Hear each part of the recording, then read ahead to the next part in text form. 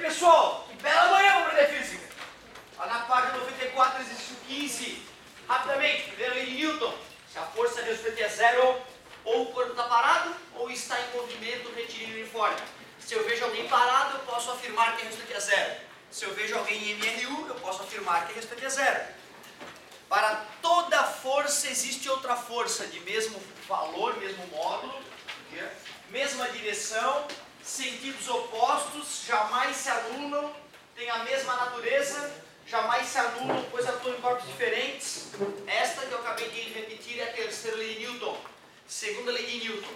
A aceleração adquirida por um corpo é diretamente proporcional à força resultante que atua nele e inversamente proporcional à massa dele. E agora vamos ver se essa questãozinha dá para resolver considerando essas leis. Uma pessoa de massa igual a 60 kg. Professor, eu tenho muita dificuldade, professor. Então anota os dados, meu querido. Massa igual a 60 kg. Encontra-se uma balança no elevador em movimento. A famosa questão do elevador. Então tem um elevador, tem uma balança lá e tem alguém em cima dessa balança. Durante certo intervalo de tempo, a balança indica um peso de 540 newtons. Na balança essa que mede newton, que é uma raridade, né? 540 newtons. A aceleração do elevador nesse período de tempo é igual a... Ele quer saber a aceleração do elevador. E ele me falou que a aceleração da gravidade é 10 metros por segundo ao quadrado. Aí ele quer saber se o elevador está indo para baixo, para cima e qual é o valor da aceleração. Ótima questão. Essa questão ela é clássica, ela é importante a gente dominar ela, porque a chance dela reaparecer escrita de forma diferente é enorme. E tem um jeito ninja mutante de fazer, que te ensina física, e tem um jeito macetoso, rápido. Eu acho que é legal a gente treinar os dois jeitos, o jeito para te aprender física e o jeito para te fazer rápido. Olha o jeito ninja de fazer essa questão. E não só essa, mas todas as que envolvem pessoas no elevador. Primeiro passo, fazer o diagrama de corpo livre. Então eu vou pegar esse sujeito que está ali e vou desenhar ele ali. Ó. Ele. Aí o cara. Depois, representar as forças que estão atuando nesse indivíduo. O que a balança lê? A balança lê a força que ela própria está fazendo nos pés do indivíduo, ou que a força que o indivíduo faz no pé dela. Ou seja, é a força normal. Então tem que ter uma força para cima, chamada de normal. Mas como eu percebo que o peso dele, se ele estivesse parado, né, sob a balança, o peso dele deveria ser 600 newtons, tudo bem para vocês? Peso é igual a m vezes g. Se eu fosse calcular o peso desse indivíduo, daria 600 newtons. Como a balança está lendo só 540, eu sei que o peso é maior que a normal. Fiz o diagrama de corpo livre. O segredo na hora de fazer esse diagrama é tu reconhecer se a normal é maior que o peso ou se o peso é maior que a normal. Quem é a força resultante atuando nesse cara? Se eu tenho 10 newtons para lá e 8 para lá, é 2, né? A resultante, se é 10 e 8, é 18. Como as forças são opostas, a resultante é a subtração, é a maior, que é o peso, menos a menor, que é a normal. E às vezes, quando a força maior é para cima, a única diferença que tu faz aqui na força resultante é que é normal menos o peso. São as duas situações clássicas de elevador. Ou o peso é maior que a normal, ou a normal é maior que o peso. O peso eu já sei, 600. A normal, a balança leu para mim, 540. Então eu já descobri a força resultante atuando nesse indivíduo. O peso é 600, a força normal é 540. Assim eu descobri que a força resultante são 60 newtons. E agora que eu sei a força resultante, eu jogo no física, meu amor, e descubro a aceleração desse elevador. Já que a força resultante atua para baixo, eu sei também que a aceleração é para baixo. A força resultante eu sei que é 60, a massa do indivíduo foi fornecida desde o princípio 60, que a aceleração do elevador é 1 metro por segundo ao quadrado, vertical, de cima para baixo. Então essa aceleração aponta para baixo. Qual letrinha falava 1 metro por segundo para baixo? B? Cuidado, hein, gente. Esse sujeito estar acelerado para baixo tem duas situações possíveis, certo? Ou ele está descendo aceleradamente,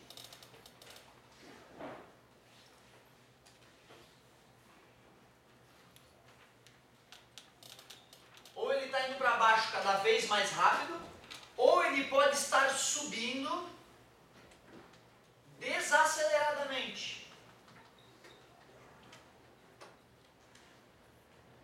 Isso é que é importante ficar claro, tá, gente? Esse sujeito não está obrigatoriamente descendo.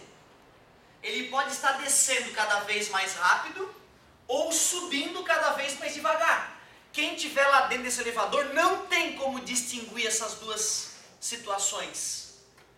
Isso foi uma coisa que uma vez me chocou, jamais eu me esqueço. Eu estava lá no terceirão, numa aula de apoio, em 1999, e o professor falou o seguinte: Otávio, se eu pegar um cara, botar um cara num trem fechado, sem janela, trem esse que está numa estrada perfeitamente construída, sem trepidações,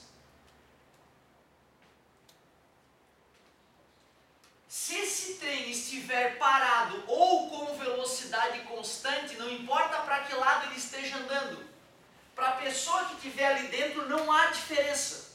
A pessoa que está dentro desse trem blindado, ela não tem o que ela faça, não tem experiência física que ela possa fazer dentro do trem, que vá afirmar para ela: o trem está andando para lá, ou o trem está parado. Porque na natureza não existe essa distinção, né? Estar parado ou estar em movimento retilineforme é a mesma coisa, as leis da natureza reagem do mesmo jeito.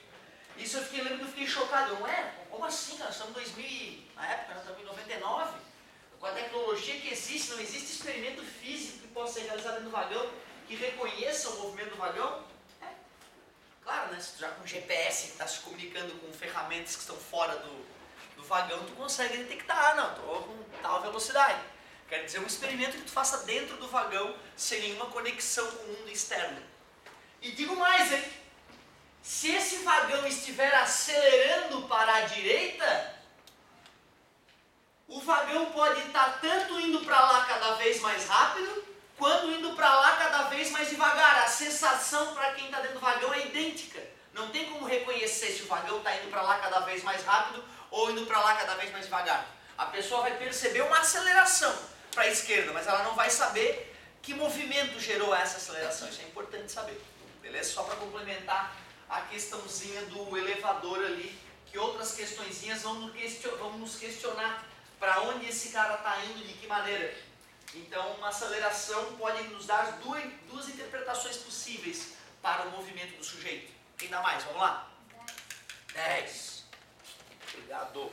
Isso aqui com a roldaninha? Ah, clássico isso aqui, hein? Importante essa pedida. Dá uma olhada. Heitor! Página. Página 93, questão 10. Um corpo de massa 8 kg. Está com dificuldade, anota os dados que vai te ajudar a organizar. É colocado sobre uma superfície horizontal completamente lisa. Oba, não tem atrito. Preso por um fio ideal a um outro corpo de massa 2 kg. Vamos chamar de corpo 1 e corpo 2. Gravidade, o cara esqueceu do metros por segundo ao quadrado no adicionar. Roldana ideal, fio inextensível ideal, então não, as roldanas aqui não atrapalham em nada.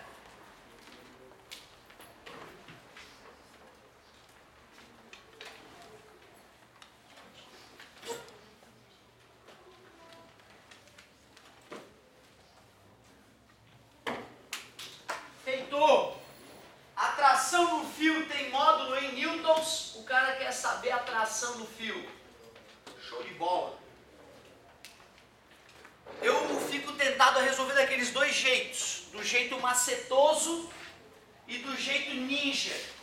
O jeito macetoso não ensina muita física, por isso que tu só deve começar a usar ele depois que tu tiver mais fera. aprendendo física ainda, eu pensava o seguinte, peraí. Quem está fazendo o sistema se mexer é o peso do cara que está pendurado. Sem esse cara pendurado não haveria por que o sistema acelerar. Então eu sei que a força resultante é o peso do bloco 2. Mas que massa vai ser acelerada por esta força? A massa 1 está conectada à massa 2, portanto ambas serão aceleradas. E aí, portanto, eu posso calcular a aceleração com esse raciocínio simples. Eu vou lá e calculo o peso do bloco 2, que é a massa 2 vezes a gravidade. O peso do bloco 2 vai ser 2 vezes 10. O peso do bloco 2, 20 newtons. Eu sei que são esses 20 newtons que aceleram o sistema. Porém, a massa para ser acelerada é 8 mais 2. São 10 quilos. Assim eu consigo calcular a aceleração do sistema. 2 metros por segundo ao quadrado. Agora que eu sei a aceleração do sistema, eu posso, por exemplo, me focar nesse corpo. Eu posso aplicar a segunda lei de Newton, física, meu amor, só nele. Força resultante nele é a massa dele vezes a aceleração dele. Assim eu vou descobrir a força resultante atuando no corpo 1. A massa do corpo 1 é 8, a aceleração do corpo 1 é a mesma do corpo 2, que é do sistema todo, é 2. Assim eu descubro que a força resultante no cara é 16 newtons. Mas eu pergunto, da onde vem esses 16 newtons? Quem está encostando no cara para fazer esses 16 newtons? O fio. Portanto, a tração é 16 newtons.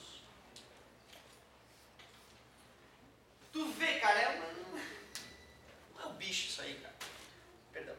Ou seja, o cara vai meio que fazendo na intuição, isso é perigosíssimo. Se tu quiser aprender a resolver as melhores questões de física, tu tem que sofrer um pouco mais. Tá muito fácil isso. E aí é assim, ó, o jeito ninja, só para os ninjas.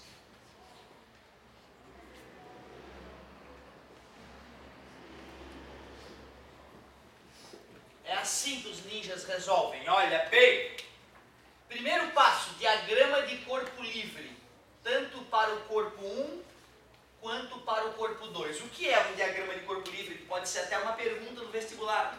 Certo? Se tiver uma questão discursiva, represente diagrama de corpo livre. É fazer os corpos livres. Livres de todo o resto do mundo. No lugar do resto do mundo que tu tirou, tu vai colocar a força que o mundo fazia nos objetos. Todas as forças. Primeiro, o corpo 1 obviamente está sendo atraído pela Terra, então tem o peso do corpo 1. Mas como ele não está descendo aceleradamente, tem alguma força se opondo a esse peso, que é a normal atuando no corpo 1. Além do peso normal, tem um fio ali puxando o cara, é a atração. Olhando para o corpo 2, tem duas forças apenas atuando nele, tem o peso 2 e tem a atração. Essa atração tem o mesmo módulo dessa, afinal é a mesma atração atuando no mesmo fio. O peso do bloco 2 é um pouco maior que a atração, afinal esse bloquinho está descendo aceleradamente. Vou fazer mais nítido isso. E como o peso do bloco 1 é maior que o peso do bloco 2, então, para ficar honesto, o meu diagrama, vou crescer essas forças. Legal. Então o primeiro passo ele é simples, né? Ele é chato de fazer. Às vezes o aluno se confunde para onde aponta a força. Ele usa a intuição e pode falhar, mas isso é uma questão de praticar. E uma hora você conseguir fazer bons diagramas de corpo livre. Nome do que eu acabei de fazer, diagrama de corpo livre. Importante saber o nome dessa coisa. Segundo passo do processo ninja. Aplicar a segunda lei de Newton, o física, meu amor, em cada um dos corpos. Se forem 5 corpos, aplique 5 vezes a lei. Nesse corpo 1, como o peso e normal vão se anular, afinal não são ação e reação, a resultante é a própria atração. A massa é a massa do corpo 1, a aceleração é a aceleração do sistema. Aplicando a segunda lei de Newton no corpo 2, quem é a força resultante no corpo 2? É o peso do corpo 2 menos a atração. Isso vai ser igual à massa do corpo 2 vezes a aceleração. Então tu vê, eu apliquei o físico a meu amor no corpo 1, tração é a resultante, massa dele, aceleração dele. Apliquei a força resultante no corpo 2. Força maior menos força menor é igual a massa vezes aceleração. Feito isso, a gente faz um sistema de equação com as equações montadas. Tu poderia isolar o T numa, substituir na outra, ou seja, poderia colocar no lugar desse T, né, M1 vezes A. Mas, para te estimular a fazer de um jeito diferente, eu recomendaria que tu somasse as equações. Ao somar as equações, então estou usando o método da adição, né? Somando o lado esquerdo, T menos T vai se eliminar, vai sobrar só o P2.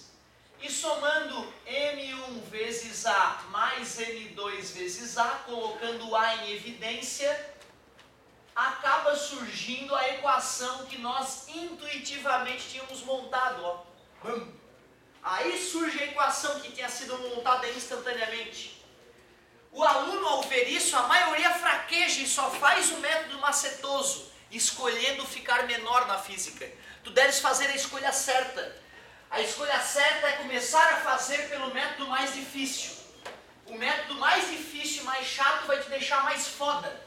Por isso que tu deves fazer essa escolha. Outra, quem só usa o método macetoso não vai poder resolver as questões fodásticas que existem de segunda lei de Newton. Só quem se der o trabalho de treinar o método ninja. Quem é o peso do cara 2? O peso do cara 2 já tínhamos calculado, isso não ia mudar. 20. Quem são as massas? 8 e 2. E aí a gente calcula a aceleração.